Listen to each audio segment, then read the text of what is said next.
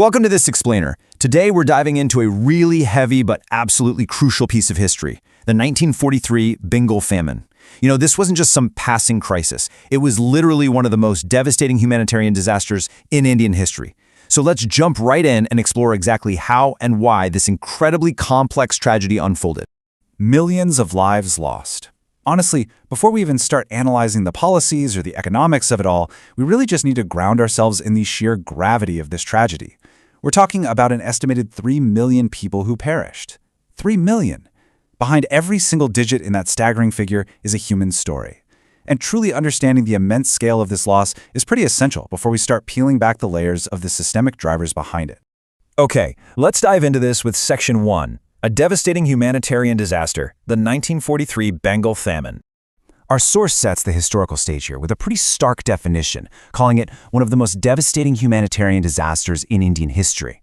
It's important to realize this wasn't a sudden, uncontrollable act of nature. Far from it. It was a monumental shock born out of collapsing structures that permanently altered the region. It really demands our full attention to figure out how systems that are literally meant to sustain life could just completely unravel like this.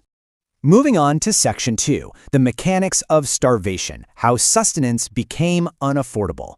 So how exactly do millions of people just run out of food? Well, it's essentially a deadly domino effect. Step 1, spiraling food prices. Driven by severe wartime inflation, really aggressive military procurement, and just widespread panic, the cost of a basic daily meal climbs entirely out of control. And that triggers Step 2, extreme shortages hit the markets, which of course drives prices up even higher, which inevitably leads us right into Step 3. Sustenance becomes entirely unaffordable for the poor. It's terrifying, really. The most vulnerable populations are simply priced out of survival by this mechanical sequence, where economics directly dictate who eats and who starves.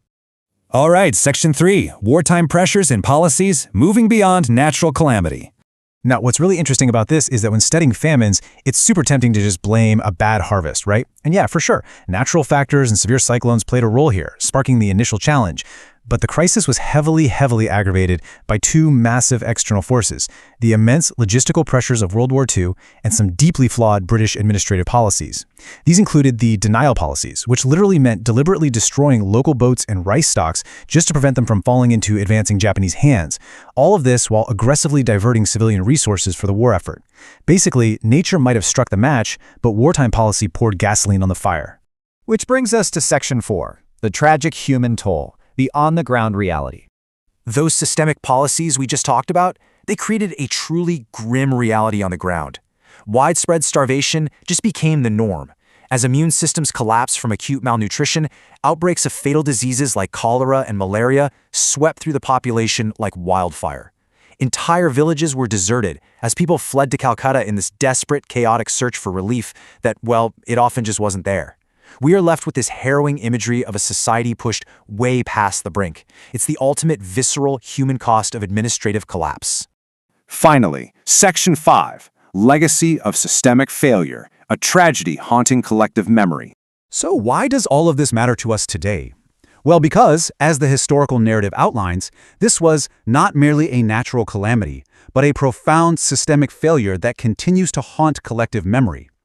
By studying Bengal, we learn this absolutely profound lesson about accountability. When governments, economic structures, and logistical chains fail during periods of extreme stress, the resulting damage can be far more lethal than the forces of nature itself. As we wrap up this explainer, I want to leave you with a provocative thought to sort of chew on. When disaster strikes, is nature to blame or the systems built to protect us? It's a really complex question that the 1943 Bengal famine forces us to confront head-on, and one that remains incredibly relevant as we face global crises in our modern world. Thank you so much for joining me today. Keep analyzing the systems around you, and I'll catch you in the next explainer.